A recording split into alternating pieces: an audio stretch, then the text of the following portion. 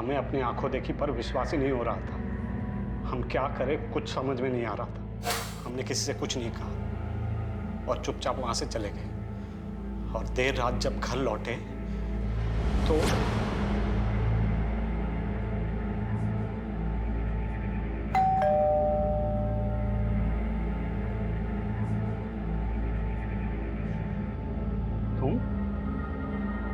तुम यहाँ क्या कर रही हो? हम मोहित को छोड़ दिए हैं। अब हम आप ही के साथ रहेंगे। अनु भी घर छोड़कर चली गई है। आप रखोगे ना हमें अपने साथ?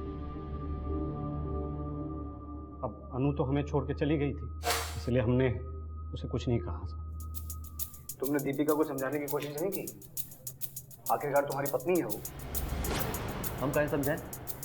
हमने पहले ही कहा कि उस औरत से जरा सा भी लगाव नहीं है हमको, बल्कि अच्छा हुआ हमको छोड़ के चली गई। और रहा अनु का सवाल, वो खुद चलकर हमारे पास आई थी, हम बुलाने नहीं गए थे। और हमने साफ साफ कह दिया था कि हमें बस एक अफेयर चाहिए, सिर्फ एक अफेयर बस। लेकिन वो तो हमारे पीछे ही पड़ गई। तुम्हारे परिवार में और कौन कौन है? माँ बाप तो होंगे, कहाँ रहते हैं? जी साहब, वो बरेली में रहते हैं। वो यहाँ बहुत कम आते हैं साहब, और फ़ोन पे भी बहुत कम बात होती है। उन्हें इन सब के बारे में कुछ नहीं पता है। तुमने पराग के बारे में उन्हें बताया? हाँ साहब, बताया।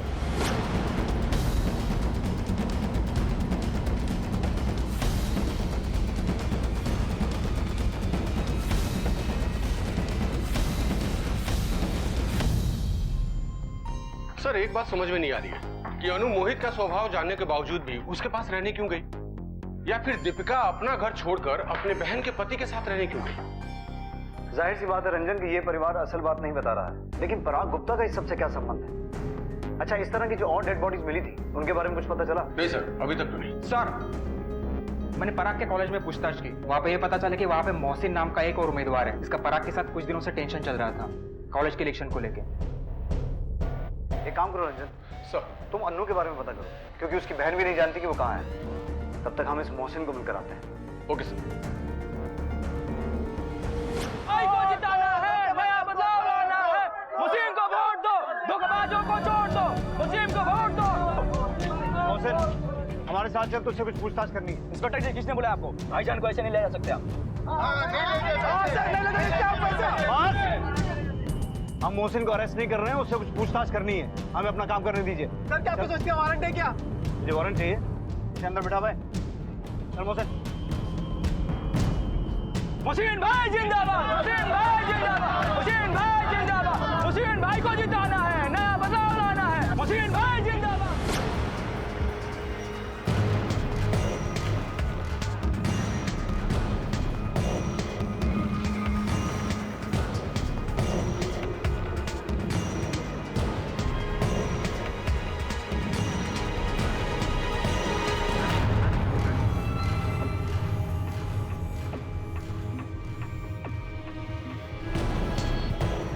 इस औरत को कहीं देखा है? हाँ सर, इस औरत को मैंने ही सरौली छोड़ा था। सरौली में कहाँ? तो सरौली में एक चौक के पास होने वाला मकान। देखिए सर, इलेक्शन का टाइम चल रहा है, ऐसे में पार्टियों में कहा सुनी, लड़ाई झगड़ा दंगा फसाद सब होता है। कहाँ नहीं होता है बताइए? तो इसका ये मतलब थोड़ी है कि हम अपने विरोधी का गला ही काट देंगे। क्यों? हो क्यों नहीं सकता? और तेरे खिलाफ तो पहले से 29 केस चल रहे हैं। मारपीट, धोखाधड़ी, दंगे के लिए उकसाना। देखिए साहब, ये जो भी आप इल्जाम लगा रहे हैं ना, सब झूठ है, फालतू है। अब आप खुद बताइए कि आज के टाइम पे गलत केस फाइल करना कितना आसान है, और खास करके हम जैसे इज्जतदार नौजवानों का। लेकिन हमने भी ठान लिया है कि हम नाइंसाफी के खिलाफ लड़ेंगे और हम वो करके रहेंगे। तो ये बता, 20 तारीख को शाम 5 से रात 12 बजे तक कहाँ था? 20 तारीख को सर, वो आपको पता है ना, इलेक्शन का टाइम चल रहा है सर। तो बस अपने समर्थकों के साथ निकल पड़े थे, पूरे शहर में घूम रहे थे। कहीं पोस्टर लगा रहे थे, कहीं प्रचार कर रहे थे। बस अब एग्जैक्टली कहाँ पे, किस समय, किस वक्त पे थे, वो बताना मुश्किल है।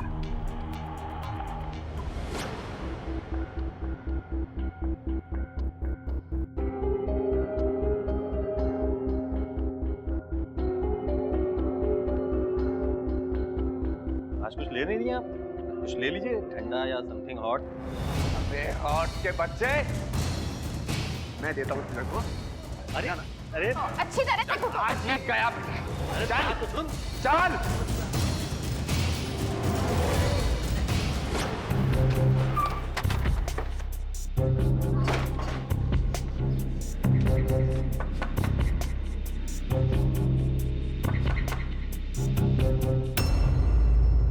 तुमसे कुछ पूछताछ करनी है पराग के मर्डर के बारे में। हम जानते हैं कि हमारे देवर पराग को किसने मारा है। किसने? हमारे जीजा मोहित ने। मोहित ने? और इस सारी योजना में ना हमारी बड़ी बहन दीपिका का हाथ है। तुम्हें कैसे मालूम? अरे चुड़ैल भी 2 घर छोड़ के वार करती है, लेकिन हमारी बड़ी बहन ने तो हमारा ही घर उजाड़ दिया, वो भी लालच के कारण।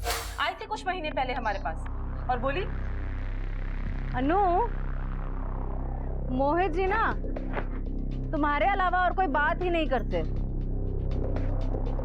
हर वक्त देखो तो तुम्हारी तारीफ और हमरी निंदा।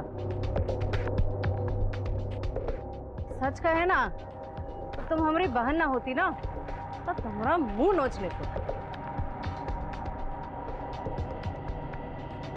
सच्ची कह रही हो दीदी, जीजा जी हमें इतना पसंद करते हैं, वो तो एकदम हीरो जैसे हैं। हम भी कहें एक बात, अगर आप हमारी बड़ी बहन ना होती ना तो हम भी आपसे बहुत जलते। और एक हमारे पति हैं, ना शकल में अच्छे और ना ही बोलचाल में। अनु, एक बात कहे, घबरा तो नहीं जाओगी? क्या मतलब? पागल हो गई हो का? नहीं, सच्ची कह रहे। अरे हम मजाक नहीं कर रहे, पति बता लेते हैं। वैसे भी तुमको मोहित जी पसंद है और हमको भी ना आदर्श जी से जैसे पति चाहिए। और माँ बाबू जी वो कहाँ इधर आने वाले हैं? वो तो गांव में रहते हैं ना, किसी को पता नहीं चलेगा। चले गए हम अपने जीजा के घर, और अपने घर की चाबी हमने अपनी बहन को दे दी, और हमारे जीजा मोहित हमें 2 दिन में छोड़ के चले गए। और हमारी बड़ी बहन ने तो हमारे घर में डेरा ही जमा लिया। हमने जाने की कोशिश भी की, लेकिन हमारी बहन ने हमें अंदर घुसने ही नहीं दिया। अरे अरे, यहाँ कहाँ घुसी चली आ रही हो? अब इस घर पे हमारा हक है, तुम यहाँ नहीं आ सकती। क्या मतलब? ये हमारा घर है। तुम ही तो गई थी ना अपना घर छोड़कर मोहित के पास, अब जाओ उसी के पास। तुमने हमको मोहित के बारे में झूठ बताया ना, उल्लू बनाया ना हमें। तो कुछ छोड़ेंगे नहीं, हम छोड़ेंगे नहीं। तो अच्छा बेवकूफ समझती होगी तुमको, हम बेवकूफ है नहीं, समझे? देखो तुम हो, इसीलिए तो बन गई। अब जाओ, निकलो यहाँ से। हमारा घर है, मैं छोड़ कर नहीं जाऊंगी। चलो निकलो। और हमारे पति आदर्श, वो तो एक नंबर के कायर है। हमें हमारे जीजा के साथ बिस्तर पे देख के भी चुपचाप बैठे रहे, कुछ नहीं कहा उन्होंने, और एक ही झटके में हमारा बसा बसाया घर उजड़ गया। तुमने अपनी गृहस्थी खुद उजाड़ दी। और मोहित पर तुमको शक क्यों है? क्योंकि मोहित और पराग के बीच में झगड़ा हुआ था, हमने अपनी आंखों से देखा था। कभी सोचे नहीं थे कि तुम इतने घटिया आदमी निकलोगे। शर्म नहीं आई तुमको? काहे की शर्म आएगी? अपनी औकात में रह के बात करो, पहले बड़े हो जाओ, बातों को समझना सीखो। समझ में आया तुमको? सब समझ रहे हैं। और फिलहाल अभी जाके चुनाव खेलो तुम। शरीफ आदमी समझ के तुमको अपनी कैंटीन का ठेका दिलवाया था हमने, और तुमने हमारी भाभी को नहीं छोड़ा। तुम्हारी भाभी तो बहुत दूध की धुली हुई थी। जुबान संभाल के बात करो। अरे जाओ, नहीं तो तुम्हारी उम्र का लिहाज भूल जाएंगे हम। हाँ यही कर सकते हो ना तुम। बस करो, बहुत हो गया। अच्छा, तो इसलिए मोहित ने पराग को मार दिया और उसका सर काटकर मंदिर में बलि चढ़ा दिया। सर सब बनाया हुआ बात है, बिल्कुल ध्यान मत दीजिए इसकी बात पे आप। क्यों, तुम्हारा पराग के साथ झगड़ा नहीं हुआ था? बिल्कुल नहीं हुआ था, खुद चुनाव के लिए हमसे मदद मांगने आया था, और हमसे ज्यादा प्रॉब्लम पराग को इससे थी। झगड़ा हुआ था हमारे सामने इससे। कैसी कैरेक्टरलेस औरत हो तुम? किसी आदमी से वफादार रह भी सकती हो कि नहीं? अरे कम से कम मेरे देवता जैसे भाई का तो ख्याल किया होता। छी, शर्म तक नहीं आई आपको? सर बातें बनाकर ये आपको बहका रही है, बस भरोसा मत कीजिए इसका। हम बहका रहे कि तुम बहका रहे हो? तुम बहका रही हो। हमारे सामने झगड़ा हुआ है सर। पराग का। आदर्श और दीपिका आए हैं कंप्लेंट लिखवाने के लिए। उनकी बेटी अदिति गायब है। क्या? अदिति गायब है? बोल क्या हमारी बेटी? क्या कर रही हैं आप? हम क्या करेंगे जल्दी हटाओ इन्हें। तुम्हारी बेटी है, तुम्हारी तरह बेवकूफ है। सॉरी, आप लोगों के सामने ही ये सब हो रहा है। बार बार सॉरी बोलने से क्या फायदा? एक छोटी बच्ची गुम हुई है और तुम लोग अपनी दुश्मनी निकाल रहे हो। आखिरी बार कब देखा था उसे? सुबह नाश्ता कर रही थी, उसके बाद हम अपनी वर्जिश में लग गए और ये तैयार होने चले गए। फिर कुछ ध्यान नहीं आ रहा। बच्चे की डिटेल्स दिखाइए और जाइए आप लोग। जी सर। रंजन, बच्ची की तलाश शुरू करो तुरंत। अब ये पता लगाना पड़ेगा कि इनकी बच्ची को कौन ले गया और क्यों ले गया। इस विवादास्पद परिवार के सदस्यों में सचमुच कोई आपसी लगाव नहीं था। इनकी बाहरी जिंदगी और पारिवारिक दुनिया काफी हद तक एक दूसरे से जुड़ी हुई थी। सरकटी लाश के खूनी की तलाश दिन ब दिन मुश्किल होती जा रही थी, क्योंकि पुलिस के हाथ लगता था रोज एक नया सुराग, एक नया संदिग्ध और एक नया मकसद। बड़े तो बड़े, इस घर के बच्चों पर भी संकट के बादल मंडरा रहे थे। सर। आओ रंजन। रंजन, वो बच्ची अदिति के बारे में कुछ पता चला? अभी तक तो नहीं सर, खोज जारी है। और सर ये रहे मोहसिन के कॉल रिकॉर्ड्स। 20 तारीख की रात को वो लालघाट के पास ही था। मतलब हम अभी उसे सस्पेक्ट लिस्ट से बाहर नहीं निकाल सकते? सर एक बात समझ में नहीं आ रही है कि अगर पराग की मौत की वजह कॉलेज की पॉलिटिक्स है, तो फिर बच्ची के गायब होने के पीछे क्या वजह हो सकती है? उसको किसने किडनैप किया होगा? हो सकता है परिवार पर दबाव बनाने के लिए, ताकि वो हत्या के मामले को आगे ना बढ़ाए। ये उस बिना सर वाले लाश की डीएनए रिपोर्ट है। कंफर्म हो गया है कि वो बॉडी पराग गुप्ता की ही थी। ठीक है, फैमिली को बुला के बॉडी हैंडओवर कर दो।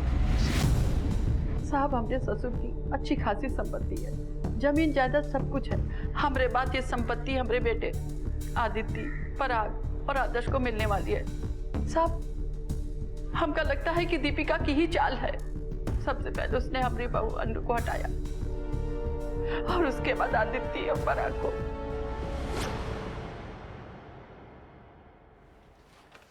Thank you. Hello, sorry Abdul भाई, आपको बार बार परेशान कर रहा हूँ फ़ोन करके। हाँ ठीक है, कोई बात नहीं। अरे भैया, गुप्ता जी ने नया फोन लिया है, देखा क्या आपने? एक नंबर फोन है कि कैमरे की जो क्लैरिटी है ना, देखने लायक है। इस बार हम भी सोच रहे हैं ऐसा फोन लेने के लिए, समझे आप? ये हमारा चाय का गिलास है, कोई सुलभ शौचालय नहीं है जो हर कोई यहाँ पे डुबकी मार के जा रहा है। अरे आदर्श बाबू, चाय तो ली है, आप इतना क्यों भड़क रहे हो?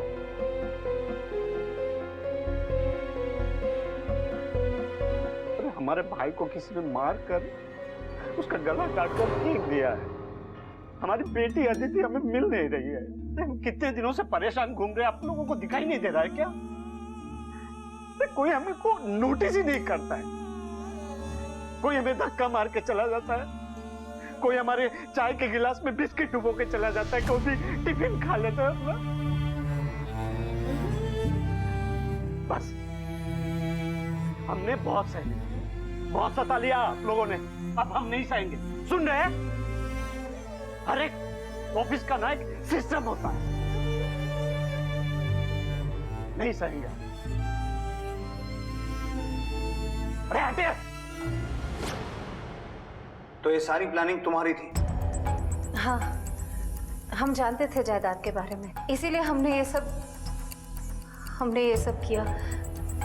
आदर्श जी से प्यार का दिखावा किया। तो पराग को तुमने मारा? नहीं, हमने किसी को मारा नहीं है। हम ये सब नहीं चाहते थे। हम तो बस अमीर होकर सुख से रहना चाहते थे। तुम अपने आप को बहुत तेज समझती हो। सबकी जिंदगी के साथ खिलवाड़ किया है तुमने। अब बयान देने से पहले अच्छे से सोच लो, क्योंकि अगर तुम्हारा बयान गलत हुआ तो बहुत बुरा अंजाम होगा तुम्हारा, क्योंकि हमें तुम बहुत आसानी से बेवकूफ नहीं बना सकती। जी सर। सर, अदिति ये कहाँ मिली? सर ये स्टेशन रोड पर ट्रैफिक हवलदार को रोती हुई मिली, वो इसको यहाँ छोड़ गया। इसके परिवार वालों को बुलाओ। सर।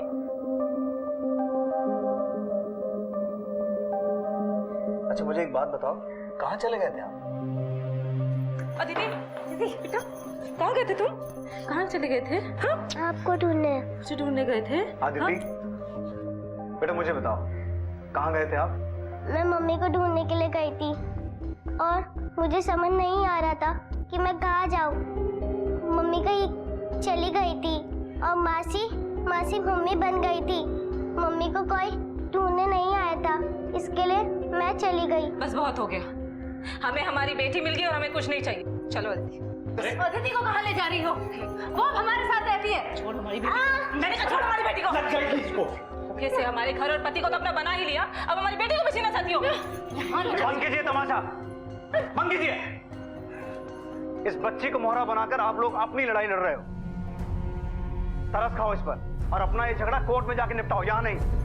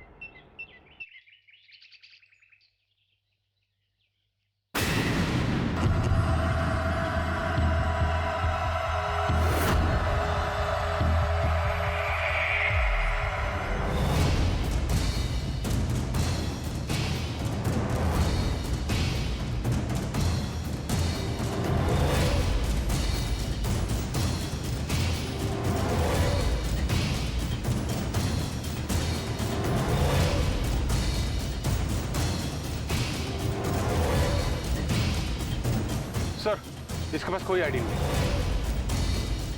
आसपास का पूरा रिसर्च करो।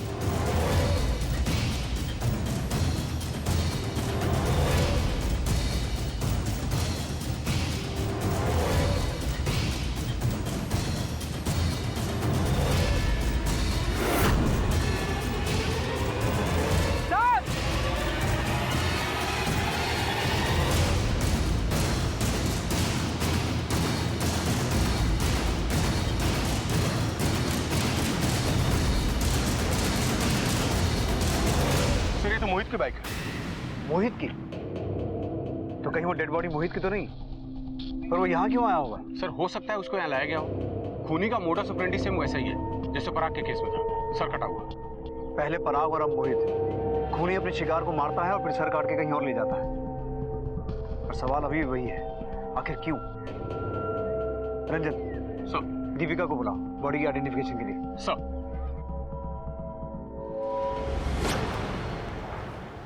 रंजन,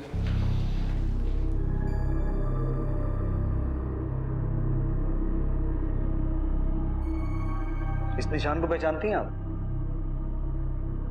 ऐसा निशान तो मोहित के हाथ पे है। अनीता,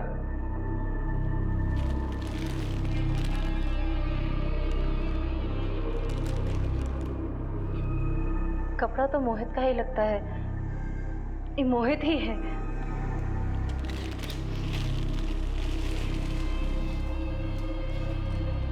अब हम जाएं?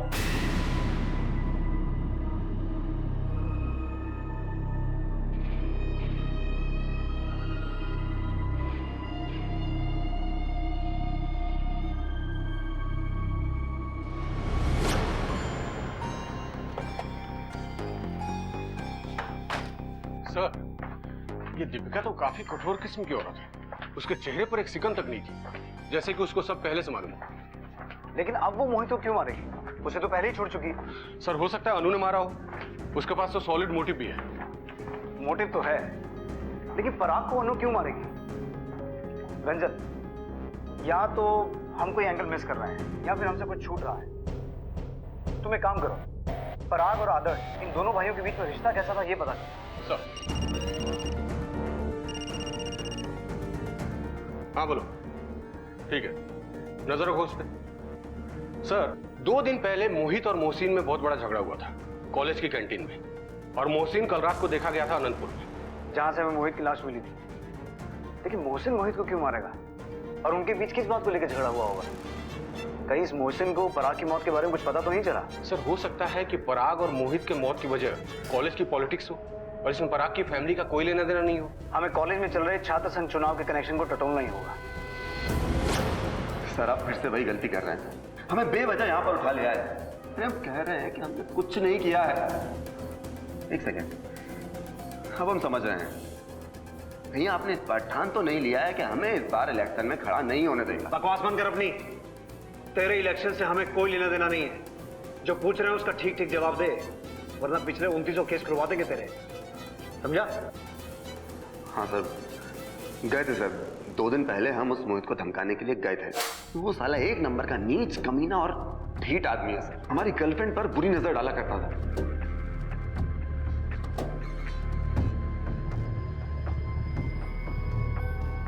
आज कुछ ले नहीं दिया आप? कुछ ले लीजिए, ठंडा या समथिंग हॉट। अबे हॉट के बच्चे, मैं देता हूँ तेरे को। अरे ना। अरे अच्छी तरह से कुटो। आज ये क्या? चल तो सुन। चल। हमने भी ठान लिया कि इसको एक ना एक बार ढंग से समझाना पड़ेगा। कैसे?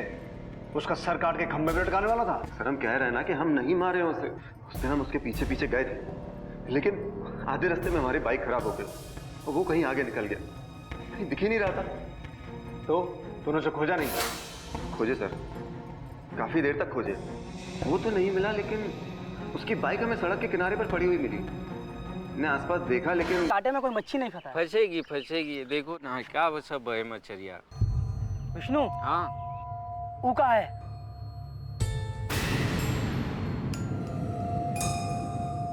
अरे लाश है तो। लाश, इसका तो मुंडिया भी नहीं है। फोन कर पुलिस को फोन कर, जल्दी कर फोन।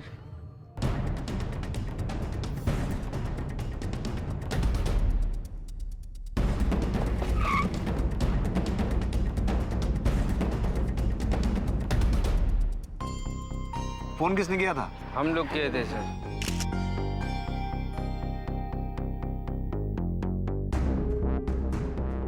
सर इसके जेब से कोई आईडी तो नहीं मिली। ये किसी इलेक्शन का पर्चा मिला है। वैसे बॉडी को देख के लगता है कोई जवान लड़का है। हो सकता है किसी कॉलेज का स्टूडेंट हो। पता करो किस कॉलेज में चुनाव चल रहे हैं। सर, कोई सोच भी नहीं सकता था कि उस साधारण से दिखने वाले झोले से गिरेगा एक इंसान का कटा हुआ सर, या नदी किनारे मिलेगी एक सर कटी लाश। ऐसी कौन सी विकृत मानसिकता रही होगी जहां किसी की इतने अमानवीय तरीके से हत्या कर दी गई? और क्यों? आज की ये कहानी मिर्जापुर यूपी की है, जहां ऐसी ही विकृत मानसिकताओं ने पनप कर आतंकित और शैतानी रूप ले लिया था। ये केस जितना देखने में भयानक है, उससे कहीं ज्यादा खौफनाक हैं इसके पीछे छिपे कारण।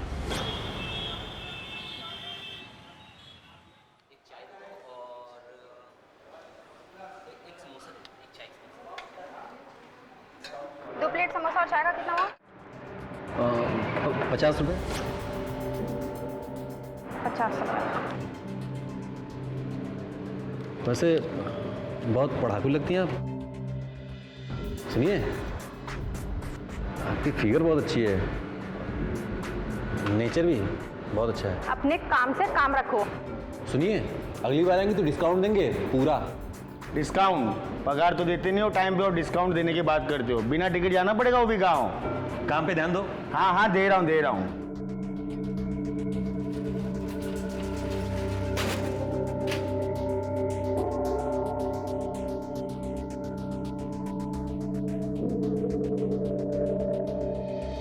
ये तो पीछे ही पड़ गई है। मोहित मोहित मोहित मोहित।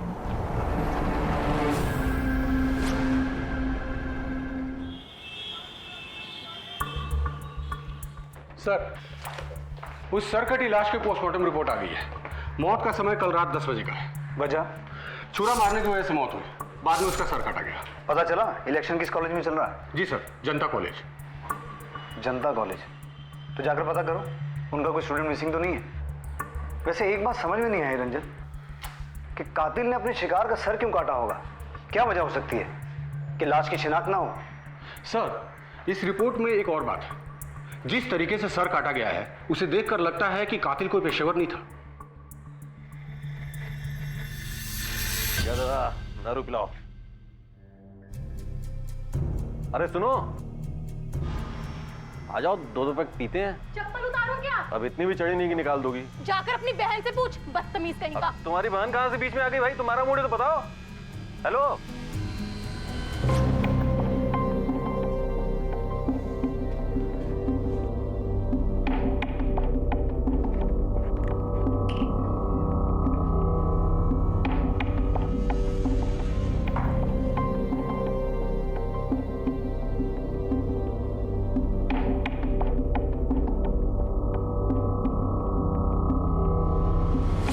शासन को आग दो, बीड़ी पीना छोड़ दो। जी सर ये जनता कॉलेज में इलेक्शन होने वाला है। जिस उम्मीदवार का इश्तेहार हमें बॉडी पर मिला है वो तो 2 दिन से खुद ही लापता है। हो सकता है लाश पराग गुप्ता की ही हो। तो कहीं विरोधी पार्टी वालों ने तो नहीं मरवाया उसे? हो सकता है सर इस कॉलेज के कुछ सीनियर लड़कों के कारनामे काफी बदनाम है और ये कॉलेज की पॉलिटिक्स में हिंसा भी बहुत होती है सर। ठीक है, पराग गुप्ता का एड्रेस निकालो। Right sir.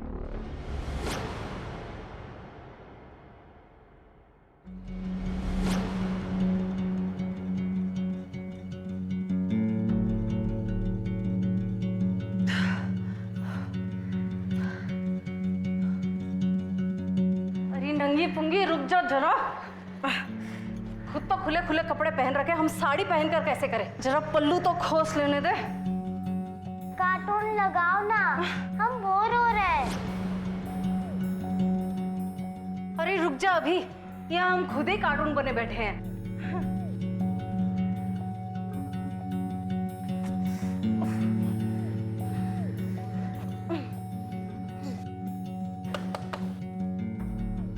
कौन आ गया है यहाँ सुबह सुबह? आई, सबको यही वक्त मिलता है। आप लोग यहाँ? पराग यहीं रहता है? जी। आप कौन? हम उसकी भाभी है। पराग तो घर पे नहीं है। पुलिस अंकल, आपको मिली क्या? कौन बेटा? ये किसके बारे में बात कर रही है? ये तो कछुई बोलती रहती है, टीवी पर कुछ देख ली होगी, आप ध्यान मत दीजिए। पर आप बताइए ना साहब, बात क्या है? देखिए हमें एक लाश मिली और हमें लगता है कि वो पराग की है। लाश? हे भगवान, ये सब क्या हो रहा है? हमको अपना पति को फोन करना पड़ेगा।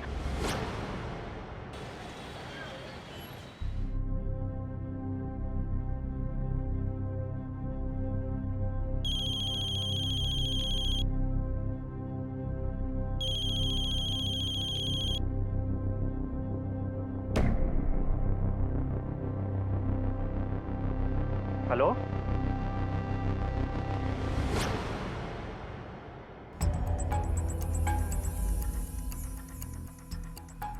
कपड़ा तो सब उसी का लगता है, ऐसे ही कपड़ा पहनता था, जीन पैंट, बुशर्ट।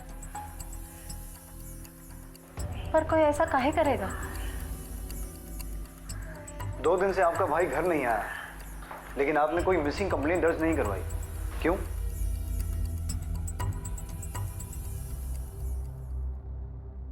वो हमको बोल के गया था साहब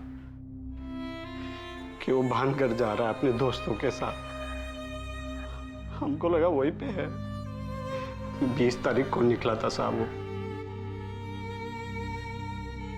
सॉरी, हमको उसका और ध्यान रखना चाहिए था साहब। आपको सॉरी बोलने की जरूरत नहीं है। अपने किन दोस्तों के साथ गया था वो? करण और आदित्य के साथ। शाम को 5 बजे निकला था साहब। देखिए, बॉडी हमें जिस हालत में मिली है उसकी आइडेंटिफिकेशन के लिए हमें उसका डीएनए टेस्ट करवाना होगा और उसके लिए हमें आपके घर से सैंपल कलेक्ट करवाना होगा। ठीक है साहब।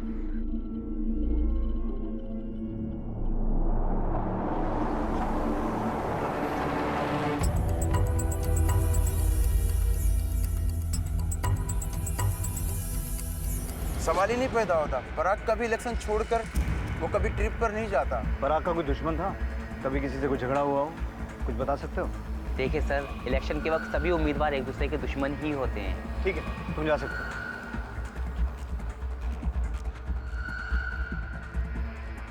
पता करो पराग का बाकी उम्मीदवारों के साथ कैसा इक्वेशन था। पता तो चले ये सच भी बोल रहे हैं कि नहीं।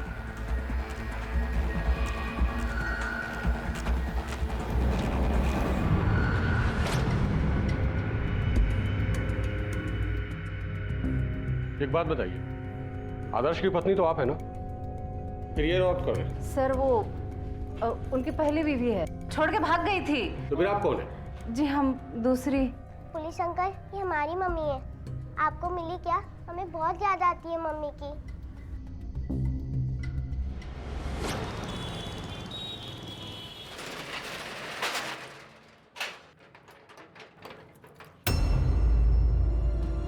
पीछे क्यों पड़ी साली? इतनी बार बताया कि पीछा छोड़ हमारा, तो दूसरी भाषा में समझाना पड़ेगा क्या? पीछा छोड़ने के लिए पीछे नहीं पड़े हम। हमारा सब राज जानते हैं। अच्छा, तो क्या करेगी? क्या करेगी? धमकी देगी? साली मार देंगे। एक बात बता दे रहे हैं, अपना ही ड्रामा वाला चैप्टर बंद कर, वरना हम तेरी लाइफ का भी चैप्टर बंद कर देंगे। और अगली बार अपने आप को रोकेंगे नहीं, समझी? चल।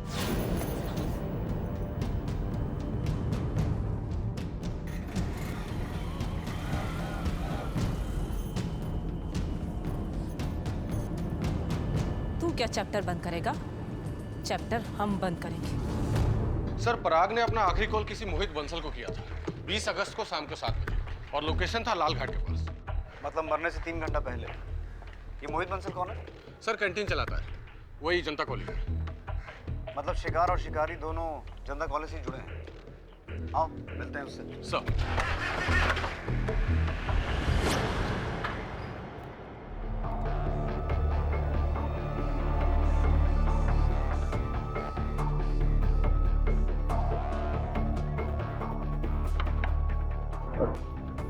मोहित बंसल जी।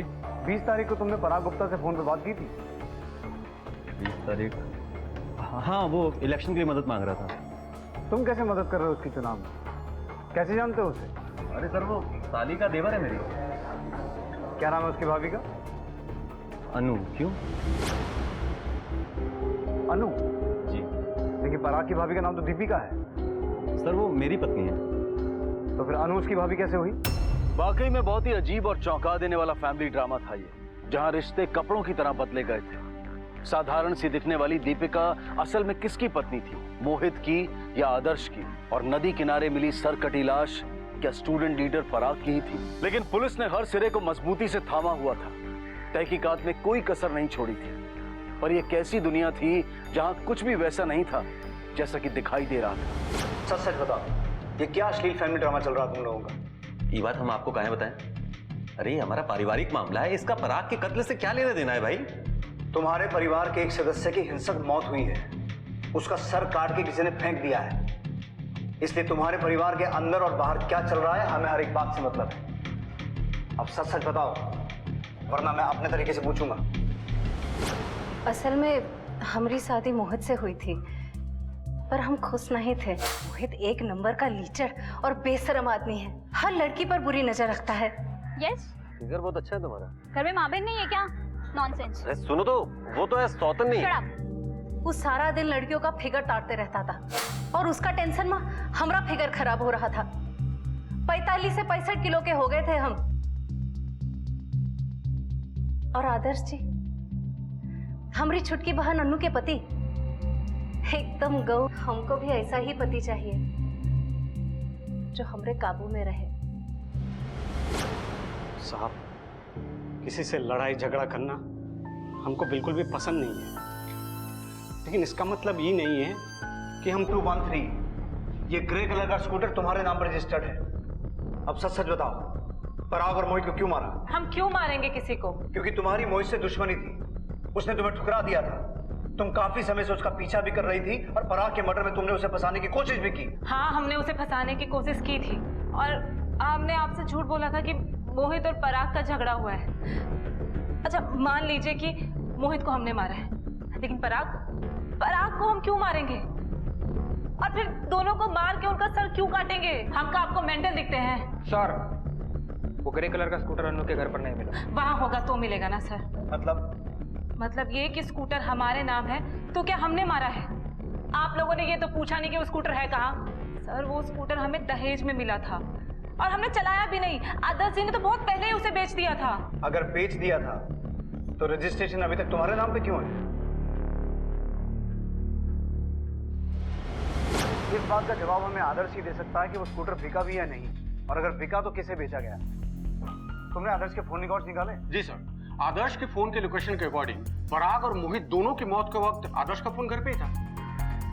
अब या तो ये इनोसेंट है और हमें अपना इन्वेस्टिगेशन नए तरीके से शुरू करना पड़ेगा, या फिर बड़ी चालाकी से हमें गुमराह कर रहा है। क्या आदर्श जैसा बंदा ये काम कर सकता है? मेरा मतलब सर काट कर। रंजन, यही बात तो कंफ्यूज कर रही है। तुम इस आदर्श पर 24 घंटे नजर रखो। Okay sir.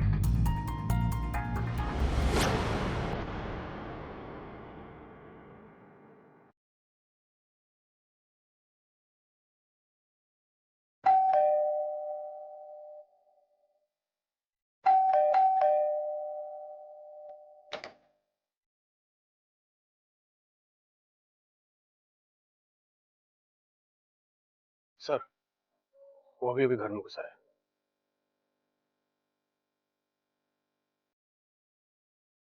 Okay sir.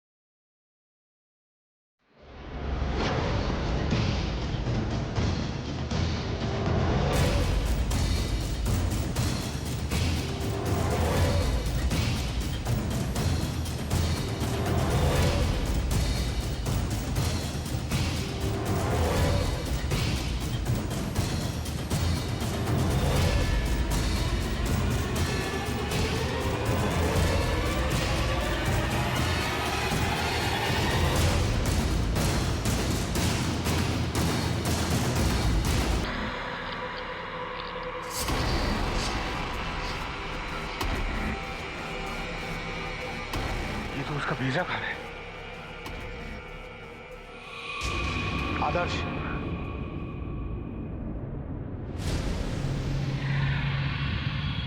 Sorry, पूछे जो कुछ भी पूछना है। अब नहीं मारा है दोनों को। अरे पूरी दुनिया उसको पसंद करती थी, यहाँ तक कि हमारी बीवी भी। हमारी ये शर्ट ठीक से प्रेस नहीं हुई है, क्रीज बाकी है, थोड़ा कर दो। अरे बाद में करेंगे, अभी हम पराग की टी शर्ट प्रेस कर रहे हैं, उसे कॉलेज के लिए देरी हो रही है। भाभी हमारी टी शर्ट प्रेस हुई क्या? हाँ भैया, हो गई तुम्हारी टी शर्ट प्रेस। लो हम पहना देते हैं। उसके बाद हमारी बीवी अनु हमें धोखा देकर चली गई। उसके बाद आई दीपिका, उसने भी हमारे साथ वही किया। ज्यादा नहीं, आराम। अरे खा लो, तुम्हें अच्छी मेहनत करनी है, अभी बड़े नेता बनोगे तो याद करोगे। हमारे रोटी पे भी थोड़ा सा घी डाल दो। आपको घी खाकर क्या करना है? आपने आज तक कोई झंडा गाड़ा है जो अब गाड़ोगे? उसके बाद वो पराग, उसने भी कोई कसर नहीं छोड़ी थी हमारी बेइज्जती करने में। किस टाइप के मर्द हैं आप? अरे हम तो भूल गए थे, आपको नामर्द है ना। उस दिन हम रात को जाके बहुत सोचे, बहुत क्या करना है हमें, और हमने वो किया। हमने रात को 10 बजे पराग को फ़ोन करके लाल घाट पे बुलाया। हमने रात को 10 बजे पराग को फ़ोन करके उसको वहीं पे मारा और रख कर दिया। हम उसके सर को लेके स्कूटर से जा रहे थे, तभी स्कूटर को झटका लग गया। उसका सर थैली से फट के बाहर निकल आया और फिर नाली में गिर गया। हमने सोचा कि नाली से सिर को निकाल ले, नहीं निकाल पाए। हम बहुत दुखी हो गए, हमारे सारी मेहनत पे पानी फिर गया वो। इसीलिए हमने दूसरा टारगेट बनाया मोहित को। मोहित को मैंने आनंदपुर फ्लाईओवर के पास बुलाया, उसको मैंने वहीं मारा और उसके सर को धड़ से अलग कर दिया और शरीर को वहीं फ्लाईओवर के पास फेंक दिया। तुम मोहित का भेजा खाना क्यों चाहते थे?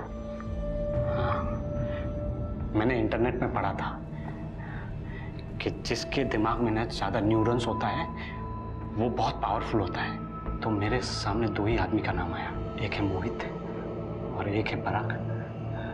मैंने सोचा अगर इन लोगों के न्यूरॉन्स मुझे मिल गए तो मैं भी उनकी तरह पावरफुल बन जाऊंगा, बिल्कुल दबंग।